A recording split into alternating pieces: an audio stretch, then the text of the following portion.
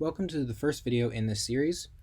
In this new series on the spreadsheet tutorial, we're going to be talking about the spreadsheet that we created and how to use it.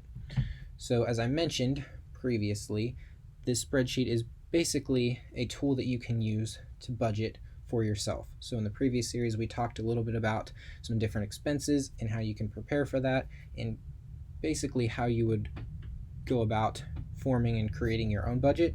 Now we want to talk about how you can apply that and actually track your expenses and compare them to your budget. You can do it by hand, but it's way easier in Excel, and we created a spreadsheet that's going to allow you to do that. All you have to do is input your data and it's going to do the rest for you. We created it specifically for high school students, but anyone is able to use it, of course. And if you're interested, just click the link in the description, and that'll take you to a website where you can download this spreadsheet completely for free, of course, and use it for yourself. So if you're interested, please go check it out. I would recommend you do that first, and after you have it, watch this video and the rest of them, and then you can kind of apply the concepts as we discuss them. So in this video, I want to give you an overview of the spreadsheet and how it works. After watching this video, I want you to have a basic understanding of the purpose of each worksheet, and then in later videos, we will dive into the details. So as you can see, I have the spreadsheet pulled up here. As I mentioned, I want to start with an overview. So let's talk about that. The first thing I want to point out is that this spreadsheet was built to be customizable. There is no one-size-fits-all for budgets, and so we wanted this spreadsheet to be able to handle a wide variety of needs. In other words, you can choose your own categories, but more on this later. Now, the spreadsheet has three main parts, as you can see. Green here, which is the budget section, the data section in orange, and the analysis section in blue. Again, we'll talk about each of these worksheets in more detail later. In the budget section, you guessed it, you set your budget. This is where you estimate how much money you bring in, as well as how much you plan to spend on different categories. This is all on a monthly basis. In the data section, which are these two worksheets, you input your data. When you spend or make money, you document it here.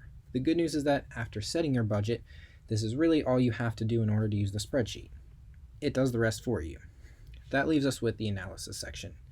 This section is filled with formulas, and aside from a few specific cells, you won't need to change or add anything in them. These worksheets simply calculate, organize, and display the data in a way that makes it easy to see how well you are sticking to your budget. And that's pretty much the basic concept. You determine how much you're going to spend in different categories, then you track your income and expenses and compare it back to your budget. Pretty simple.